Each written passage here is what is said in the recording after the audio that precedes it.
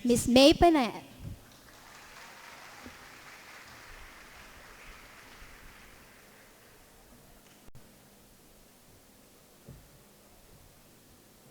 Hello? Kamusta kayo? Buhay pa? Okay naman. All right. So, thank you very much, no? Nakailang balik na ako dito. Ilan sa inyo nakapakinig na sa akin dito sa Ateneo? Wala sa lahat yung first-timers, no? I guess I was here a few years back. So anyways, I'm happy to be back here in Ateneo. So this morning, ang na-assign sa aking topic ay ang Truth in Diversity. Ang sabi sa akin ni Juana, paano daw ba malalaman kung ano talaga ang totoo sa dami ng totoo? Di ba? In social media, we are so bombarded by so much information to the point na nalilito ka na kung sino talaga ang nagsasabi ng totoo. Sino nakaka-experience ng gano'n sa social media? Taas ang kamay. Okay, so okay lang yan. Relax lang kayo. Hopefully, pagkatapos ng session, matutulungan tayo kung paano tayo pag-aalis ng mga basura doon sa mas kailangan natin. Right? But for us to be able to do that, no, to be able to even determine what the truth is, actually the truth has many sides.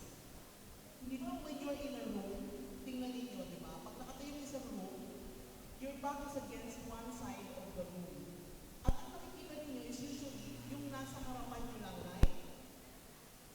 Hindi nyo nakikita yung nasa likod ninyo. So you have to go to the other side or the other corner of the room to be able to see the other side, right? At for that, ano kailangan gawin? Galaw-galaw. Di ba? Kailangan galaw-galaw ka pag may time. Kasi pag hindi, you are fixed to a position kung saan meron kang pinanggagaling ng lugar, ang nakikita mong point of view usually ay isa lang, right? Tama? May kwa lumakad, kuya. Pero mang wire ito? Yeah. Lalakad-lakad na lang ako. Di ba? So, I think importante for us to be able to see the whole truth, importante na gumagalaw tayo. Ngayon, sabi niyo, there's parang people power na ang social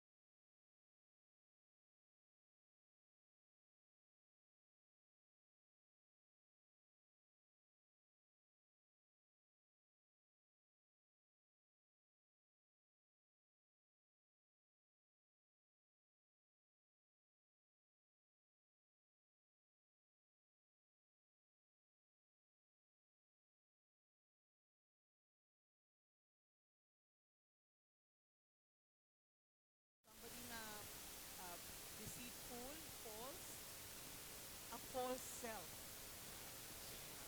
See? So meron pala tayong true self at meron tayong false self. Isn't that interesting? There's a truth, there's a true self, there's a false self. Parang ang weird ng concept na talaga. Ang sabi niya, we are not very good at recognizing illusions. Those are seemingly there but are not there. Mga illusion eh. Di ba meron tayong term na ilusyonada ka talaga? Hindi ba? Kala mo may crush ka, pero actually wala namang crush sa'yo, nag-iilusyon ka lang. Di ba marami sino yung ganito? Sino sa inyo yung ganon? Yung akala nila, type sila ng crush nila, pero hindi. Ang dapat pangalan niyo, Shawnee. Di ba? Kasi illusion lang siya eh. Di ba? Ang sabi niya, we are not very good at recognizing illusions.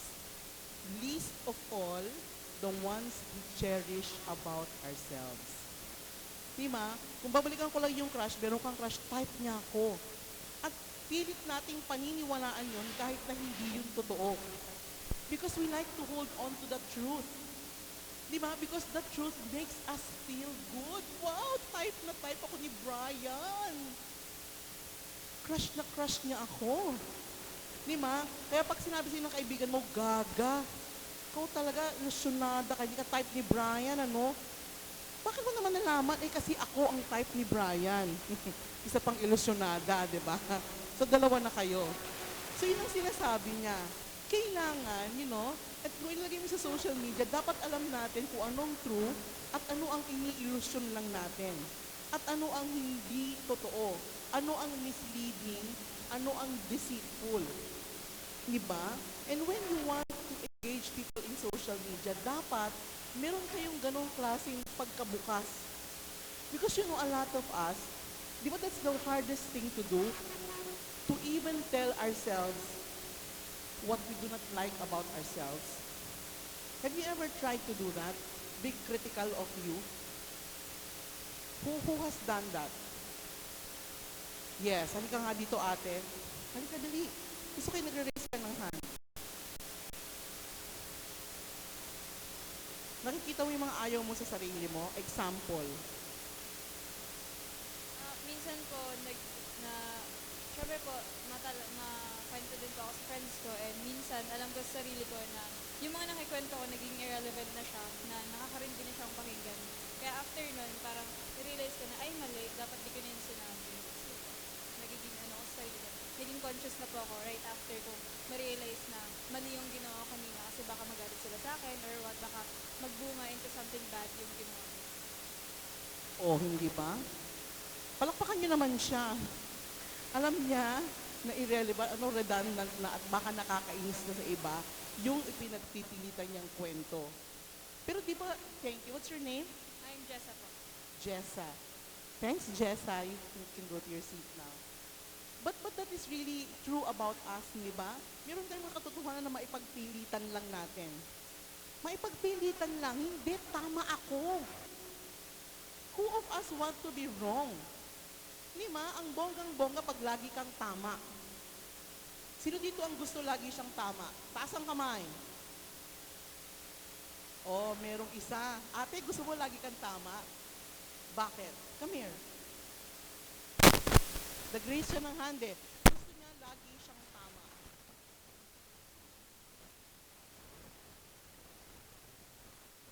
What's your name? Seti. Seti. Okay. Ba't gusto mo lagi kang tama? Ako po, napaka-indecisive po akong tao. Kaya po, matagal po ako mag-choose between sa choices. Saka, make sure ko po na sana, hopefully, yung pipili ko pong choice is yung tama po. Kasi, parang nafe-feel good po pag I'm feeling better po pag mas tama ko po kasi sa iba. Pero laging tama.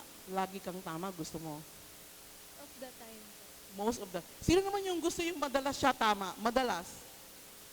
Taas ang kamay niya, huwag kayong mahiya. Madalas tama. Ikaw. Halika nga dito, kuya.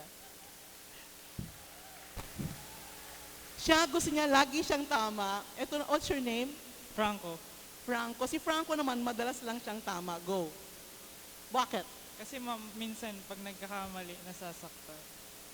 Oh, hugot line. Kasi pag nagkakamali, nasasaktan. Eh, at least madalas naman tama.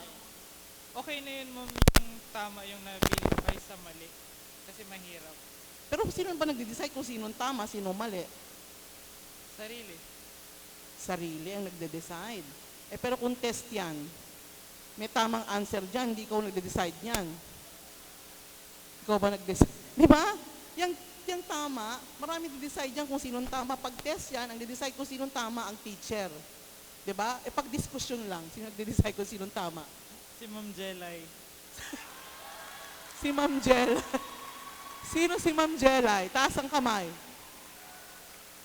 Diskusyon si Ma'am Jelay ang nagde-decide. Eh baka si Ma'am Jelay ang laging tama? Ma'am Jelay, halika nga dito. Ikaw ba? Diyan ka lang. Ma'am Jelay, pag diskusyon daw, ikaw ang laging tama.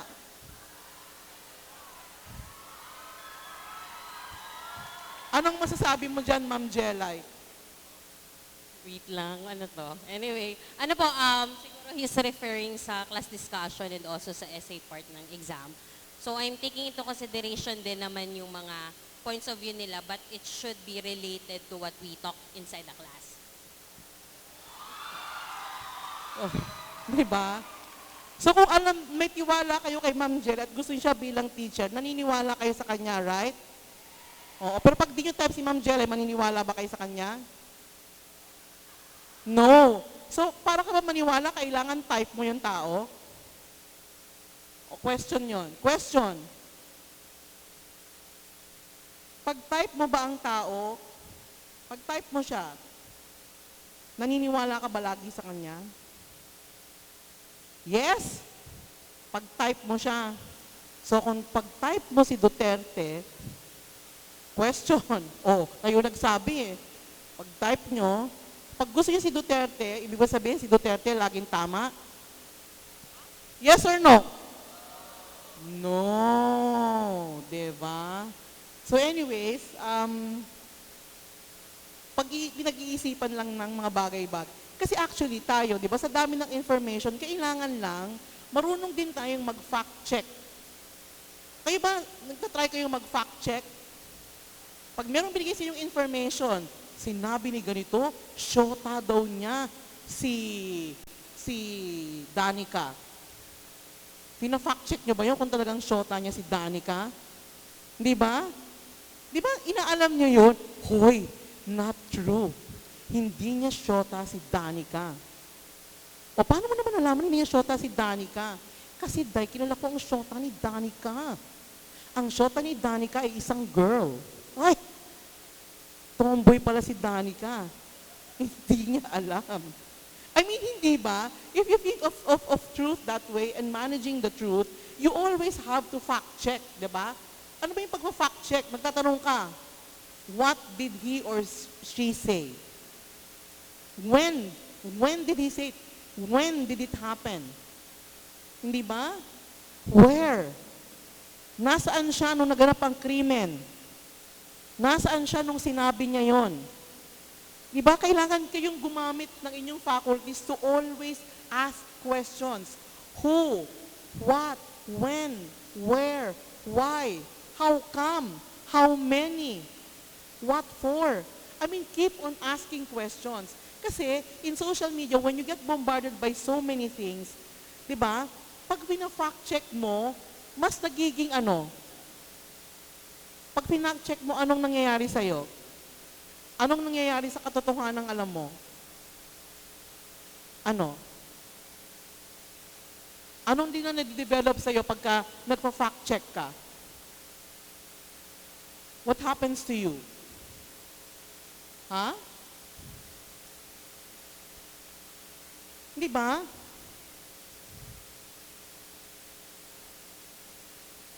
Saan ba siya? Tama bang direksyon ng kiniklikan ko? Sino dito ang mahilig mag-fact check? Oh, come here, Iho.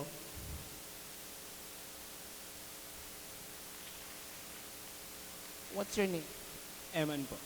Eman. Mahilig ka mag-fact check. Saang mga bagay? Baka sa mga shota mo lang ginagamit ang fact checking mo. Saan mo ginagamit? For example po, may information po ako nabasa sa social media. Example. Be specific. Yung for example po sa candidates po natin ngayon, kung ano ba yung mga platforms nila, kung ano ba yung mga pinaglalaban nila. Kasi meron po kasing ibang networks na parang bias po about sa ibang candidates na hindi na sila nagiging transparent. So, kailangan mong mag-research as someone na magiging future media practitioner. Alamin mo kung ano yung mga talagang mga truths and facts na dapat mong alamin po about sa mga candidates na present po sa atin. Sino mang napupusuan mong kandidato? Hindi ko pa po, hindi ko. Pero sino mga baka naman we're down to 3, down to 2? Sa akin po, pinagbabasihan ko sa candidates ko si Miss Miriam, Ma'am Miriam, defensor, tsaka si Rodrigo Duterte po. Oh. Meron na siyang down to 2. And then, ang ginagawa mo, pinakikinggan mo sinasabi nila at pina-fact check mo. So far, meron ka bang na-fact check kay Miriam na nakita mong mali, hindi tama sa mga sinabi niya? Dun po sa sinabi niya siguro, I think yung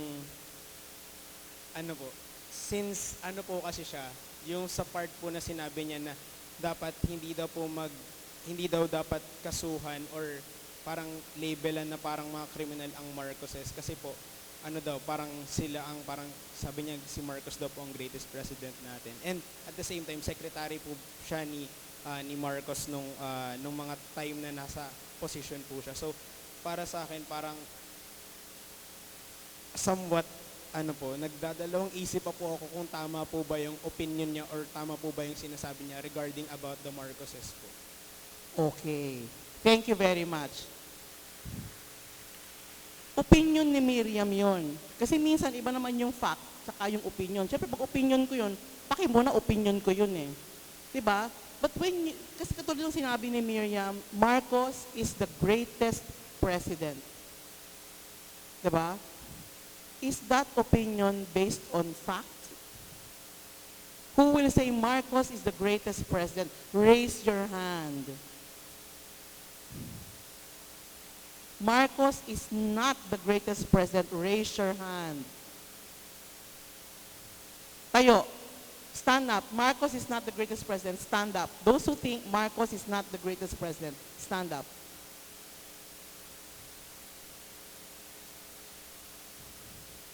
Marcos is not the greatest president. Who wants to tell me why Marcos is not the greatest president? From those who are standing up. You want to come here? Okay, sit down. Marcos is not the greatest president. Why? I think Marcos is not the greatest president because he has been into many controversies. He has been alleged with many corruption issues like like declaration of martial law, and that the claims of that he actually raised the economy of the Philippines is actually the reverse of it, which is not because when the time of Marcos, many problems have encountered like many debt, yung utang po, maraming pagkakautang, and dahil po sa martial law, marami pong mga inosenteng taong namatay and many have been imprisoned without any forms of arrest like warrant of arrest, but they are being forced to be imprisoned po without any further reason po. Thank you. Thank you very much. Now, those of you who know, what's your name? Huh? Ted? Ed? Ken? Ken, yes you can. Sino naniniwala sa sinabi ni Ken? Hindi ka naniniwala. Sino hindi naniniwala? Tumayo ka na, di ba? Ikaw tumayo ka na ba? Hindi pa. Sino hindi naniniwala kay Ken? Na hindi pa pumupunta dito? Sino? O sige, si Miss ano muna, balik. Halika. Jessa ba? Halika, Jessa. Hindi ka naniniwala kay Ken. Sinungaling si Ken? Hindi naman. O sige. So, sabi niya, Marcos is not the greatest president because there's corruption, there's debt, utang, there's death, kamatayan. So, anong take mo doon? Ako, yes, Marcos is not the greatest president, but no one is ever or will be the greatest president of the Philippines, especially kasi lahat naman tayo may sarili-sarili nating leadership. And for me, si Marcos, para sa akin, one of the great presidents, if ever man na may maging greater pa sa kanya. Kasi before, I had experience na nagpunta po ako sa PICC. And nalaman ko po na sa kanya yun. Pagpasok ko pa lang sa PICC, I was very amazed kasi it was very beautiful. And before pala, super tagal ng PICC. And nung pagpasok ko lang noon last summer, sabi ko, akala ko something bago lang siya kasi hindi man po ako masyadong nag-research about stocks. Nung nalaman ko na kay Marcos yun, sabi ko, ano pa yung ibang ginawa ni Marcos aside from naging corrupt siya? Tapos in-explain po sa akin ni Mama na, yes, he's corrupt. But then, hindi naman siguro siya talaga yun, yung asawa niya. Kaya yung parang image niya sa mga tao, siya na yung corrupt na silang mag-asawa. Pero aside from the corruption, di ba, let's look at the bright side. Madami din naman po siya nagawa. And nung pumunta kami dun sa bakasyonan ni Marcos sa Ilocos po, basta sa Luzon, sa northern part, ang dami niyang nagawa and I saw there na ang dami niyang list of everything na naging success niya and naitulong niya sa Philippines. Tapos, ang nalaman ko din po nun before na Philippines is one of the richest country po and it was because of Marcos. Okay. Who has another point of view? Actually, sinabi niya, he's not the greatest president. I think you're also saying it that he is not the greatest because nga, as you said, meron din siyang corruption, di ba? Kaya lang, merong influence sa'yo ang mama mo, right? So, I guess your mama likes Marcos? Okay. See, guys, nakikita niyo ba yung play ng people who influence us and their choices and how the choices of people we respect affect our choices? See? Now, what is actually happening to you guys as I engage with you on kung anong truth ang paniniwalaan, you're actually already being of, it's there, please read it aloud. You are being of critical mind. Diba?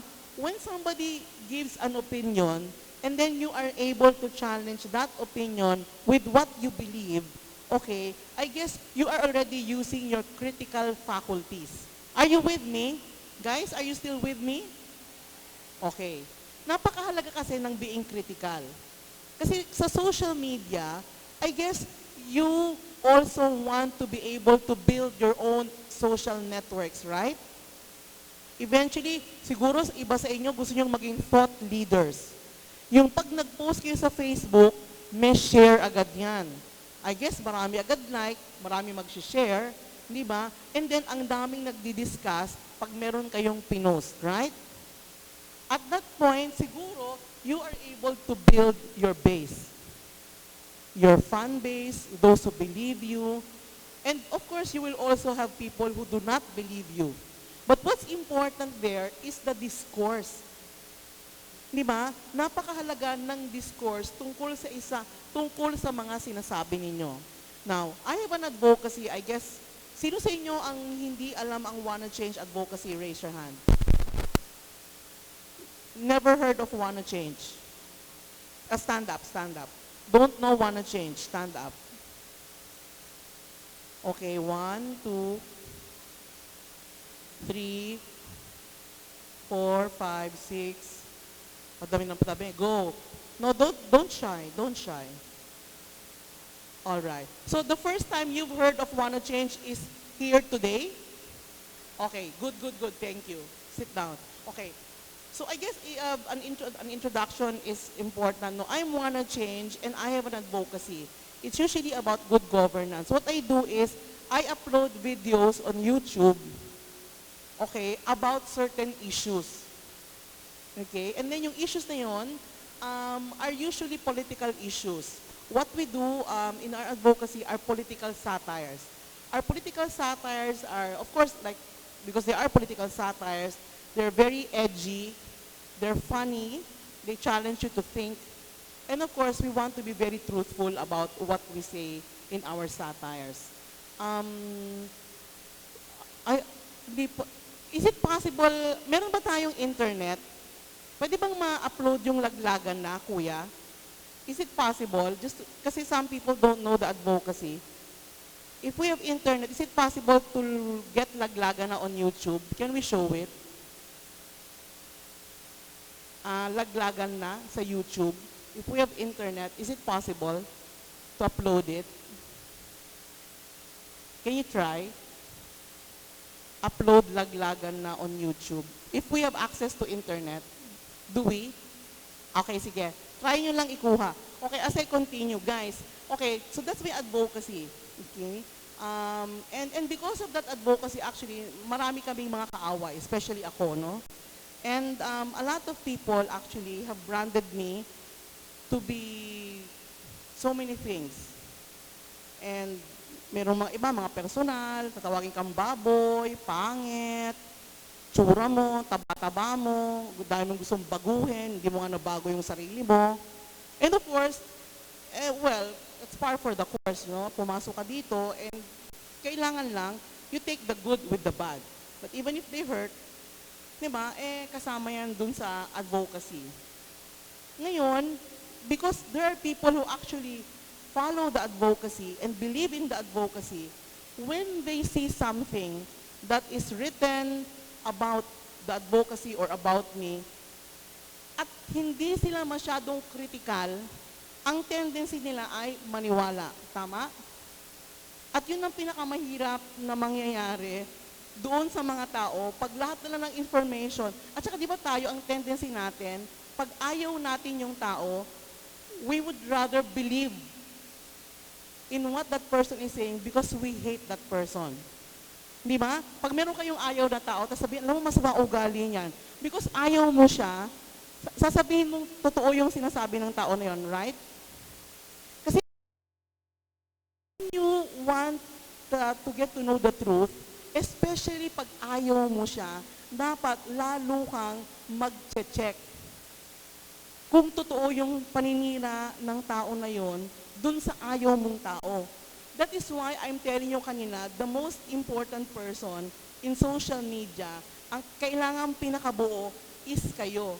Because kayo ang may faculty who will always be challenged to discern, to decide, to check whether the information you get, especially on social media, is truth, is fact, and if the fact is serving you.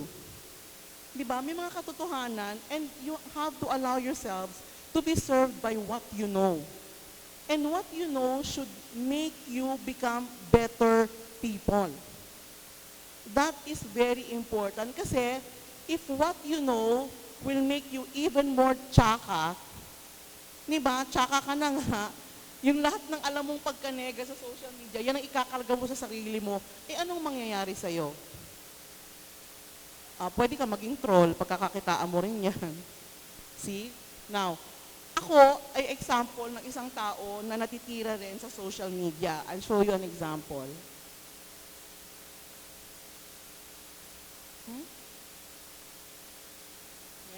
Next. Okay. Look at this meme. Nakalagay dyan, where na you?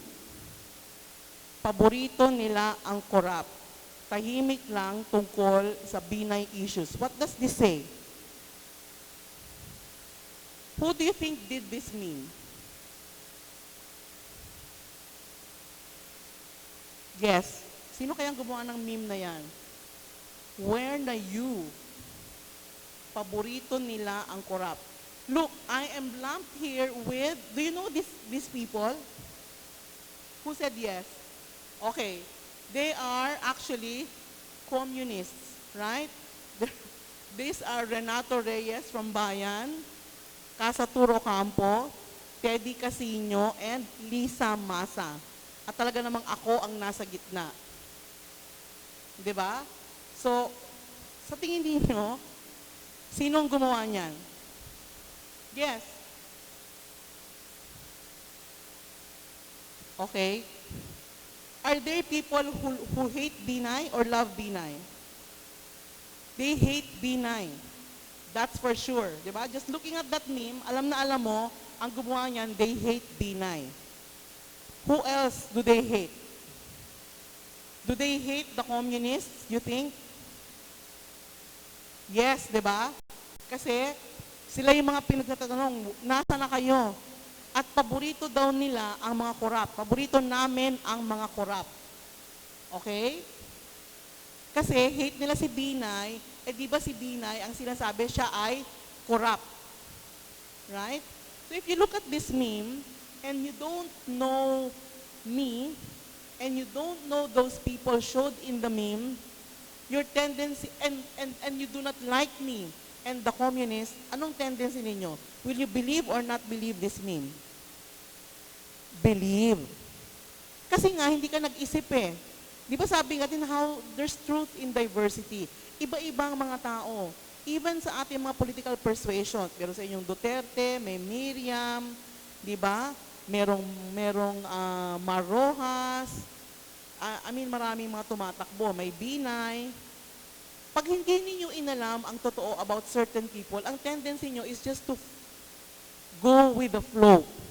Not have your own critical mind to be able to process and think and decipher. So, if you see a meme like this, and nalaman nyo, for example, guest ako dito. Uy, guest namin si Juana Change, oh. Ang sinasabi, makabinay siya, hate nyo si Binay. Letching Juana Change yan. Sabi ko na nga, Binay yan eh. Di ba? Without even checking. You just relied, this should be true because this came out in social media, pinag-abalahan. Who here knows the truth whether I am for Binay or not? Okay. The truth is, I am not for Binay. Now, like I told you, kailangan marunong kayong mag-fact check. Kailangan pina-fact check nyo. Pwede kayong, how do you fact check? You can actually look at my Facebook page. Because if you look at my Facebook page, you will see na tinitira ko si Binay. You will see na ang mga kasama ko sa litrato ng mga communists, meron silang engagement with Binay. Maybe, merong nuance yan, okay? Dito napakahalaga ng inyong critical mind. Kasi if you know the history of the relationship between the communists and Binay, may nuance yan. Pero to lump it all in one photo to say, di ba, that we are all for Binay is not true. And without fact-checking and without a critical mind, you will fall into the trap of people who will always just take things hook, line, and sinker in social media without even getting to the core of the truth. And that is something that you do not like to happen. Kasi nga may power ang social media eh. At lalo na kayo mga bata pa kayo. Lalo na ngayon mag-e-eleksyon. You are bombarded by so much information. Laging may nagpapapogi. Diba? Laging may nagpapakilala sa inyo. Gusto kayong ligawan para makuha ang matamis nyong oo para sa darating na eleksyon. Diba? Lahat yan nanliligaw sa inyo. Lalo na kayong mga first-time voters. At ang youth vote ngayong darating na eleksyon ay napakalaki. There's 54 million voters. Tama ba?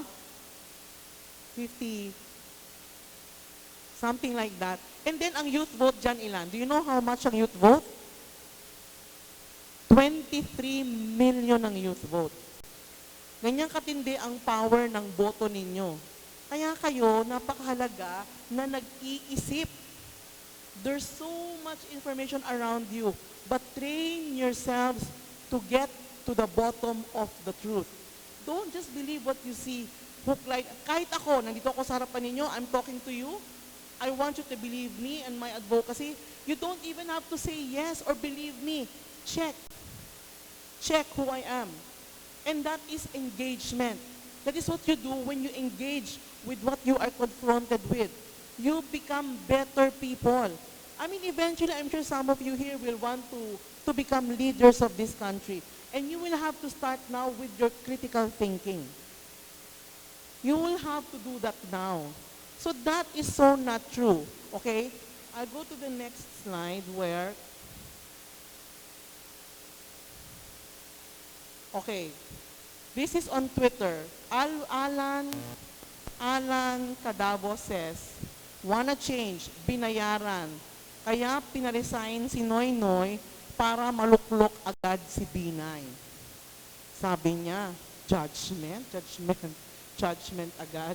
Okay. If you look at my Facebook, grabe akong tumira kay Binay, okay? I don't like him because he's very, very, very corrupt.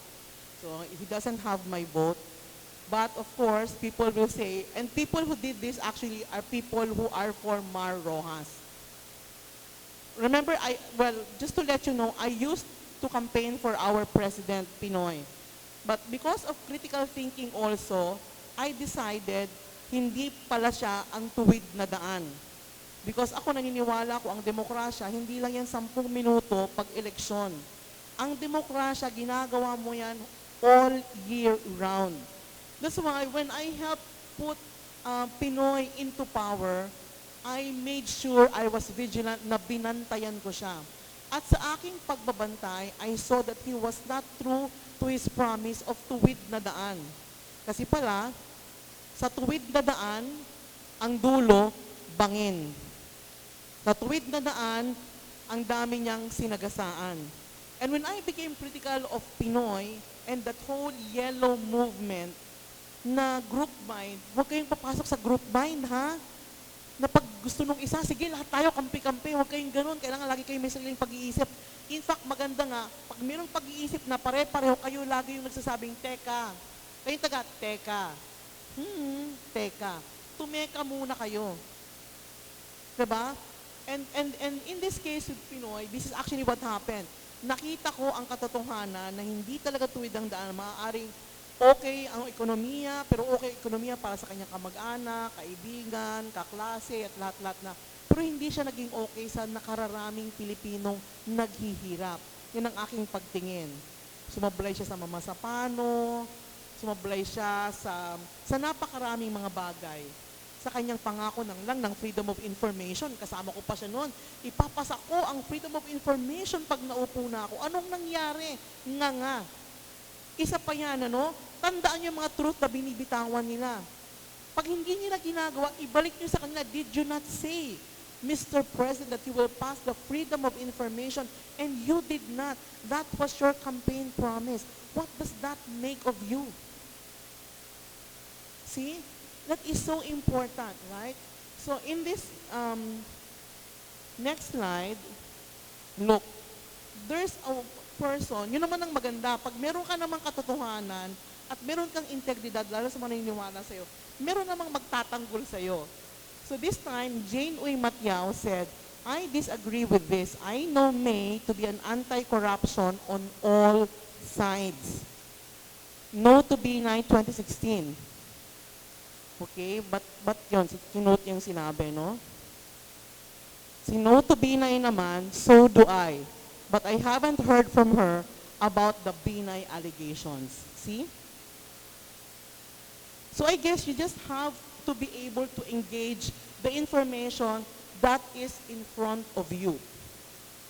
Lalo na ngayon, guys, sa mag-e-eleksyon, napakahalaga na ang inyong mga choices ay informed. Hindi lang siya emotional. Kasi pag emotional yan, ang tendency mo, itatabi mo yung kayang sabihin ng rational head mo, and then sabihin mo lang, kaibigan niya ng nanay ko family friend namin yan Ganun ka lang magdesisyon. Kung saan ka lang makikinabang, tsaka ka. Diba? Is the video ready? Okay, guys, for all of you, because you have not, don't know me and my advocacy, I will show you the latest Wanna Change video that we uploaded a few months ago. I know you remember laglagan na, yung tanimbala. Okay, I did a video about that and I'd like to show it to you now. Can you just play that before we...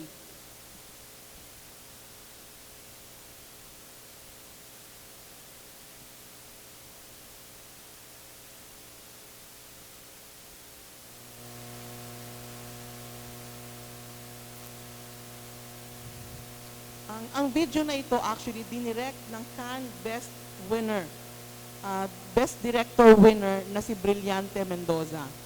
So when we approached him and said we want to do a Wanna Change video, Halos hindi pa tapos yung sentence ko para tanungin ko siya kung gusto niyang mag-direct.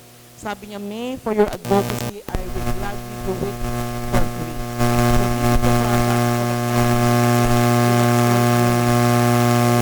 this is the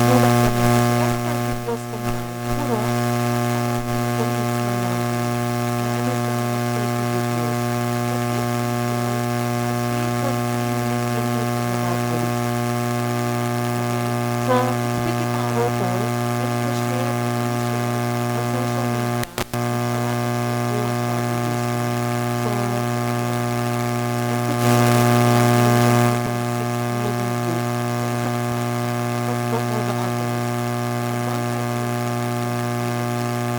kamusta naman siya, kuya? Okay ba?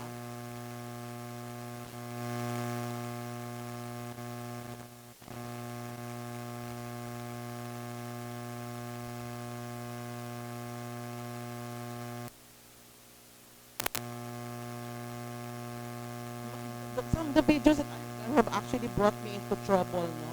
There was one, ayan na, okay, go.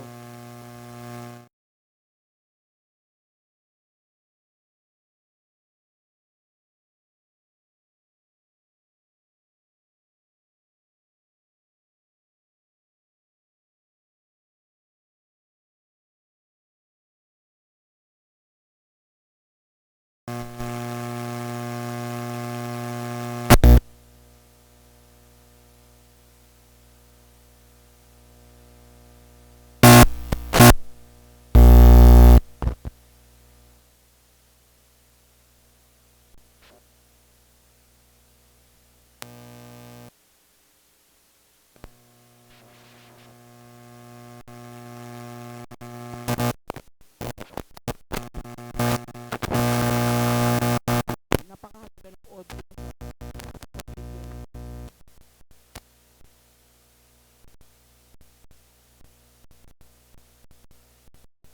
Magkakwento muna ako. So one of the videos that I did actually got me into trouble because I was told to Malacanang, no? I did a video on when Pinoy bought a Porsche. I don't know if you've heard of that. Diba bili siya ng isang Porsche na kotse? And yung time na yon, parang feeling namin, bakit ka naman bibili ng Porsche na kotse? Eh, bilang presidente, you have to live simply. We thought buying a Porsche, wait until after you are out of power. But he just can't wait. On the first year of him being president, he decided to buy a Porsche, no? My partners in the advocacy said, Hey, wag mo namang tirahin yung presidente, kauupo lang eh. Tinulungan mo ang manalo, sige, titirahin mo na agad. So we tried to delay the decision to make a video. We discussed it several times. But then the more we thought about it, the more we said, hindi ba yun na yung role ng advocacy natin? To tell the truth. Na magbantay doon sa presidenteng iuupo natin. Eh kung hindi tayo kikibo, anong klase ng mga critical people tayo if we will be quiet just because we helped him win? So after a few weeks, we decided to shoot the video, no? So when the video came out, the political affairs secretary called me and said, Can you go to Malacanang? He said, bakit? Ikaw na yung laman ng news lately dahil sa ginawa mong video tungkol sa pagbili ng presidente ng Porsche. So, ngayon, anyways, I went to Malacanang. When I went to Malacanang, nandun yung cabinet secretary at saka yung executive secretary ng presidente. And then they talked to me. So, I showed them the video. After I showed them the video, they kept on laughing. And then I said, so, ano pala? Anong problema? Tinatakot niyo ata ako eh. Kaya niyo ako pinapunta dito eh. So naman, wanna change. Hindi pa yata pinapanganak ang katatakutan mo eh. Sabi. Pero actually nangangatog nga ako nung sa takot. I had to project na kunyari matapang ako. But syempre, when you're called to Malacanang to explain why you did the video, syempre may konti kang kaba. But dead man na. Ang feeling ko naman, I knew why I did that video and I can really just keep on answering them. So when they kept on badgering me about why did you have to do it, I said, because, you know, when I was on stage with the president and I told him, pag hindi ka tunay na pagbabago, pipit-pitin ko ang bayag mo, I meant every word that I said. Because every time I campaigned for him, that was the whole year round, I traveled with the president, saying siya na ang tuwid na daan.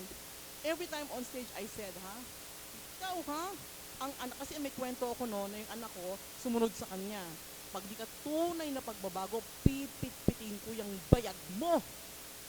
And si Pinoy then would always say, ayan kailangan umayos tayo kasi baka pipit-pit ang B natin ni Juana change. Kato, matatapos na ang kanyang reign at ngayon ito nang nangyari. During the first year, nag-break na kami and ever since then, I have become very critical of the president. And so now, galit kami, ano naman ngayon. Ang feeling ko, yun na ang magandang lugar ng aking advocacy kasi I am free. I am not under the payroll of anybody so I can talk, diba? For as long as I know what I'm saying and where I'm coming from, then I am not afraid to say my truth. Okay? So in that situation, I just had to tell me, pagbigyan mo naman ng presidente, bagong upo pa lang. Walang pumapansin sa kanya dati, ngayon biglang may pumapansin na. Biglang ngayon tinitira mo na agad. Sabi ko, kailangan lang naman yung paalalahanan. Kasi kung di mo pa paalalahanan, lalala pang lalo yan. Well, kato, lalo lang naman siyang lumala at walang nangyari. So, kamusta kuya? Sige. Go pa daw ako sa kwento. So anyways, like I'm telling you, naku, dito na ako sa Pilipinas! Tatlong ganda, di ba? Magtatagpo rin yan. Kanina. I just want to show you. oras na akong paikot-ikot dito sa clouds eh! Wrong timing! Ayan na. As I was saying, the future is yours today. Kayo mga kabataan, you know, the future is yours today, not tomorrow. So when you want to plot the future of this country, and your own future for that matter, you are making your own narratives today. So the way you will think, the way you will decide, the way you will talk, the way you will behave, you are already engaging your future today. Okay? And I do hope that this coming elections, you will truly choose who you think, ayan na.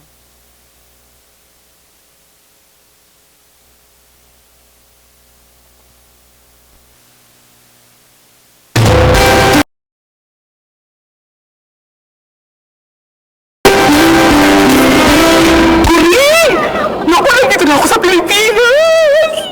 Tatlong oras na akong paikot-ikot dito sa clouds eh! Wrong timing? Bakit wrong timing? Mama Mia, naku, ang dami namang bad news. Kaso uwing-uwi na talaga ako eh. Scam? Huwag mo naman akong takutin. Hindi ba? Natanggal na ang NAIA sa listahan ng worst airports in the world. Most dangerous na? Magari no! 10 hours kami sa ere ko rin.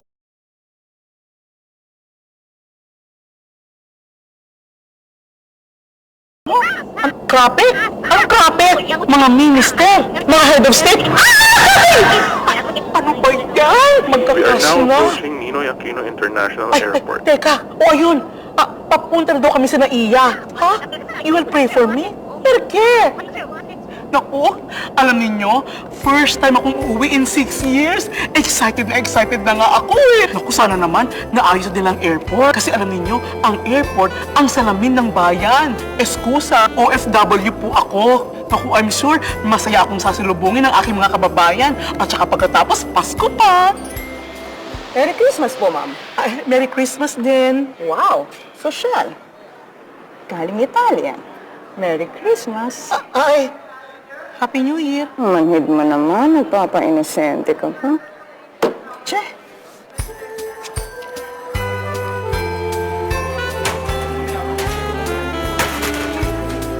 Ma'am!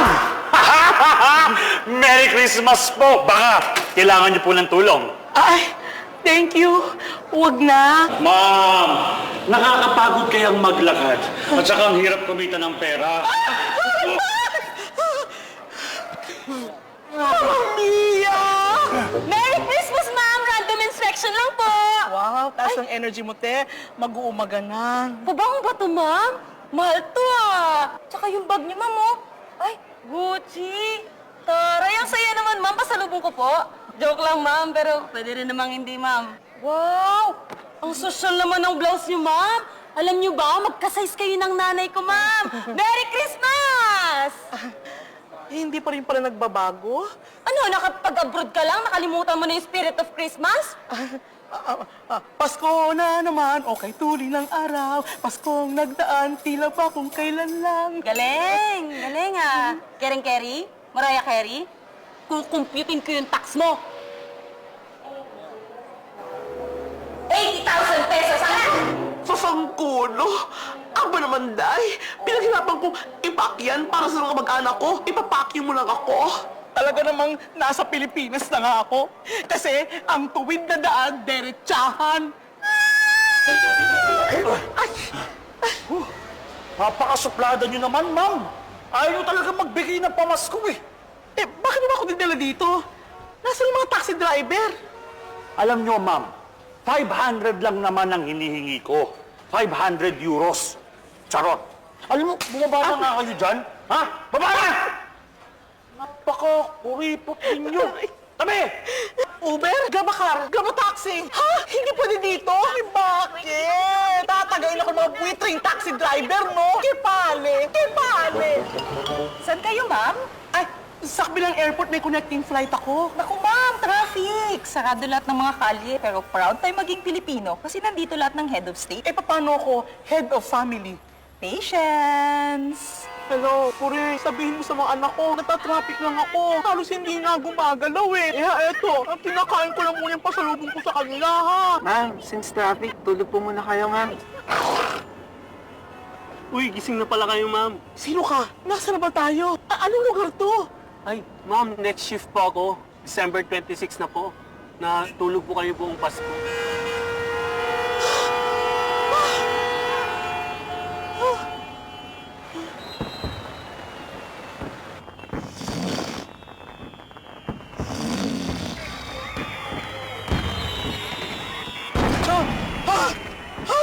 Happy New Year!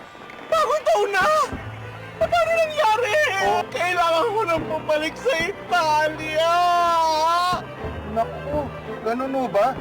O paano? Balik tayo ng airport?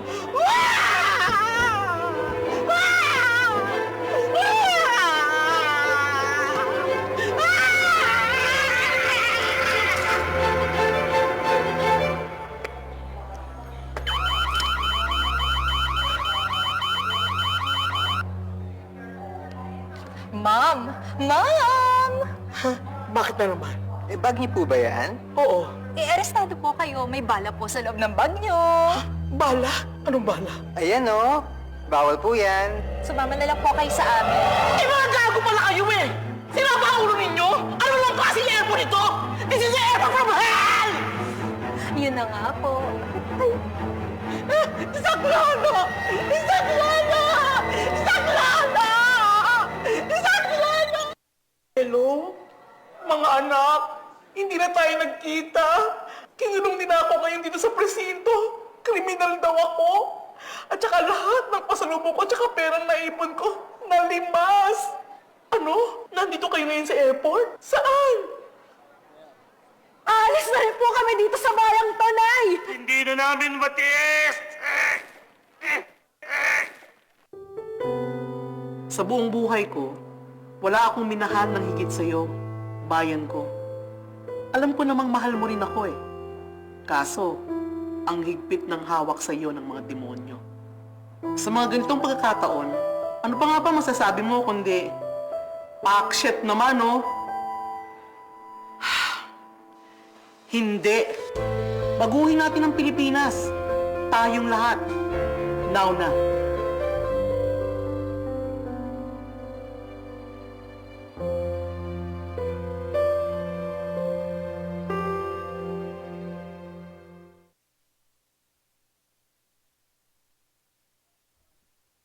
Hello? Ayan. So, yan yung sample ng mga videos na ginagawa namin sa aming advocacy, right? And we do it in social media because we really believe in the power of social media. And all of you, lahat tayo gumagamit yan. Pero sa pag-engage natin sa social media, napakahalaga ng critical mind. Ulitin ko yan. Napakahalaga ng critical mind kasi kung hindi, garbage in, garbage out lang ang mangyayari. But anyways, I will leave you with this last slide. In the end, all I will say is long live social media for giving us the power to create art, change the world, and open a space in our hearts for something much bigger than we ever thought possible. That's from Julian Summerlin. Okay? So, do you have any questions?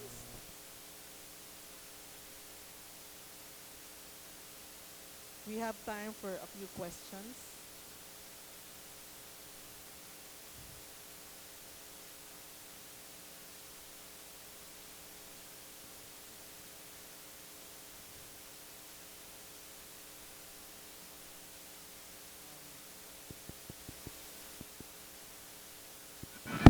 Go. Hi. Good afternoon po. Ang question ko po is all about sa politicians. Do you think that ikaw po bilang isang kritiko ng mga politiko, nakikita mo po ba yung mga masasabi mo po ba na ang pag-upo ng isang politiko sa pwesto ay nakakasira ng kanyang dignidad or sarili sa mga maling ginagawa niya na hindi niya naman nahalata, pero deep in his or her heart, alam niyang mali ito? Thank you po.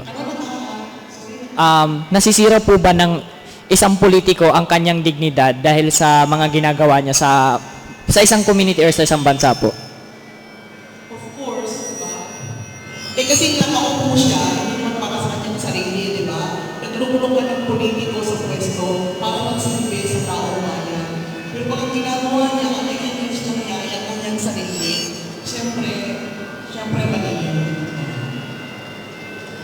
Do you have any other questions? Or do you want to share your insights, learnings? Anyone? Arnel? Or, yes, Kuya Aling? Hello po. Kung gumawa po kami ng ganun din na video, pwede po ba namin isubmit sa inyo? And gusto ko rin po malaman kung ano po yung email address ninyo. Ay. Oo naman kung gusto mo. Sige! Hindi ba videos, video political satire? You know, we need more political satire in our country. My email address is maipaner@gmail.com. maipaner@gmail.com. Okay. Yes, please. Ang saya mo ang satire. Any more questions? Or kahit, yeah, okay, Tads.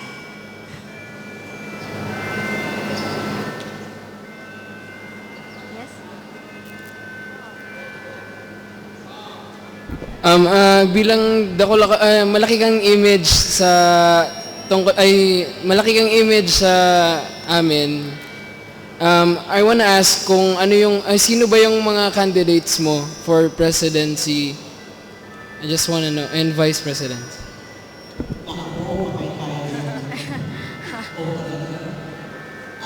Actually, kung ano yung candidate mo, as an activist, as a political thinker, ang talagang problema ko ngayon is wala akong kandidato o kayo nagalit on both the president and the vice president. And the reason I have is maybe I wish I had time. But right now, ay papagusto na sa panahon namin ng non-OP abroad. Because nung sinunod ko yung mga kandidato sa mga pangako, pinagalingan, plataforma, feeling ko, dati na akong naniwala sa lesser evil. Ayaw ko ng lesser evil. And so, because of that, I know President and Vice President, but I have some for the senatorial candidates, no? So, okay. I guess we can entertain one more question. Or can, okay, Van.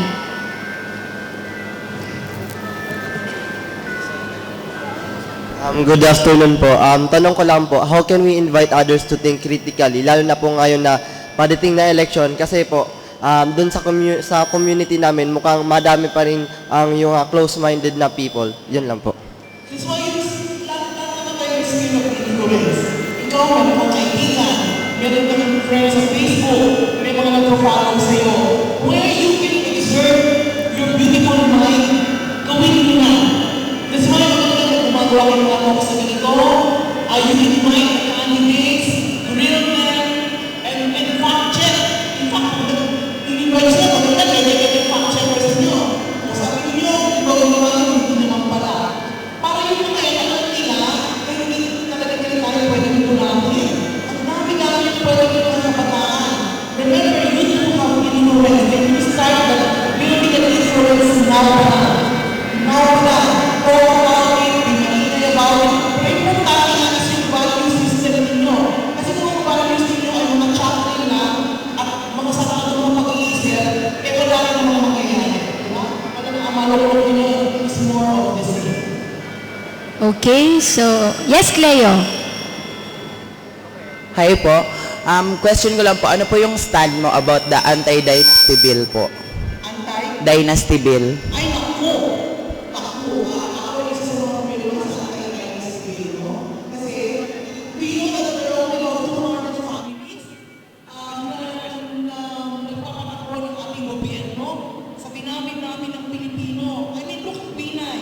Si Binay ang Vice President. Ang anak niya si Nancy Senador. Ang anak niya si Abby Congresswoman. Ang anak niya si Junjun ay mayor. Si Abby ay Congresswoman na pasok man sa mayor. Si VP ay Congresswoman. Sila lang ang makakalimutin. Kaya kayo lang ang tumakbo. Magpapahusay kayo sa inyong pag-aaral and we want you running for office. So I am so against the dynasties in the hearings of there should be no dynasties. Dapat walang anak-anak. We propose a bill that still is not in the Congress of the Senate. Yes? I only have one question. How far are you willing to go for the truth? Wow. Huwag naman sanang death. Pero I also yeah.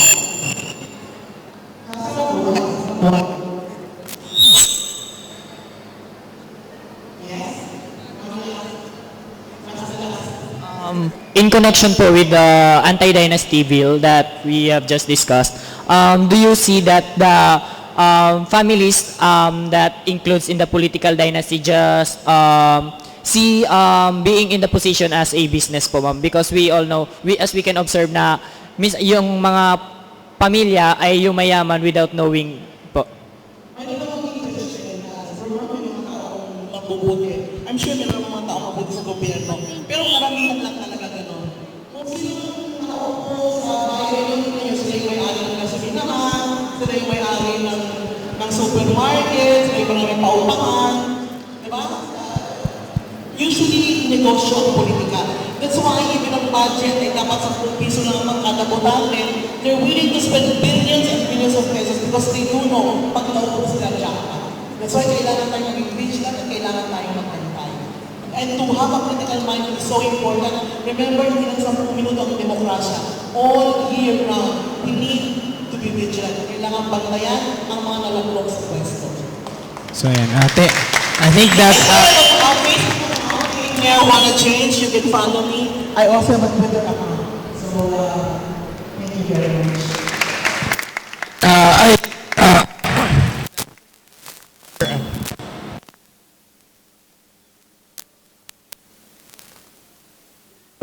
Ano ko na lang yun?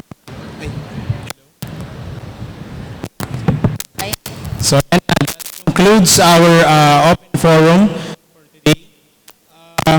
Thank you, Ms. May Panel, for that very educational talk. I think We will award the certificate of appreciation to Ms. May Juana sa Asian Studies at University Scholarship in Finance and Social Sciences, Department of Media Studies, to the Media and Science Society.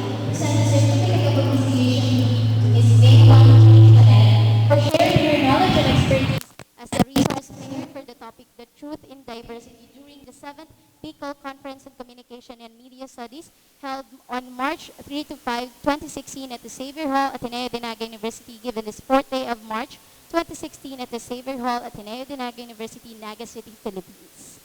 So, to award the certificate, may we call on once again Ms. Carl Jerome Yurin and the MSS President, Mr. Edison Luna.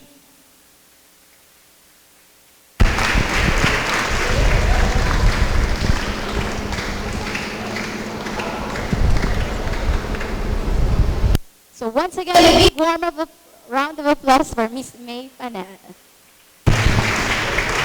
Are you guys hungry? Okay, we bet you are. We'll be having our lunch break. Please return at around 1 p.m. for the continuation of our program. Thank you guys. And Have a happy lunch. thank you.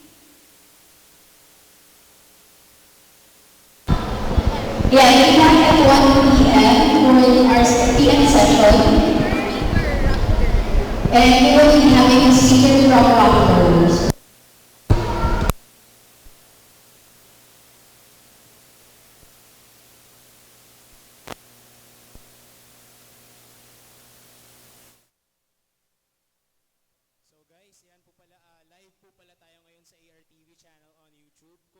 Kung makita ang live stream natin, pumunta po kayo on YouTube, type in ARTV channel, and ayun, you can tweet about it and you can share it on Facebook. Yan lang naman guys, thank you. Alright, have a happy lunchtime.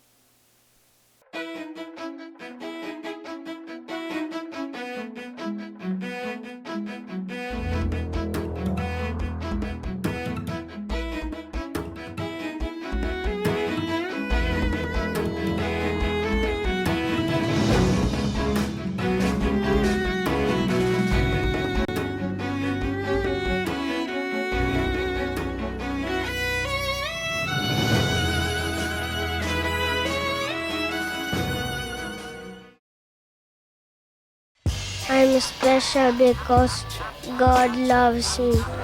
I love my family, I love my teachers, and my classmates. I want to study hard because I want to learn new things. I want to help others. Give them the opportunity to benefit from Jesuit education so they will become young men and women for others.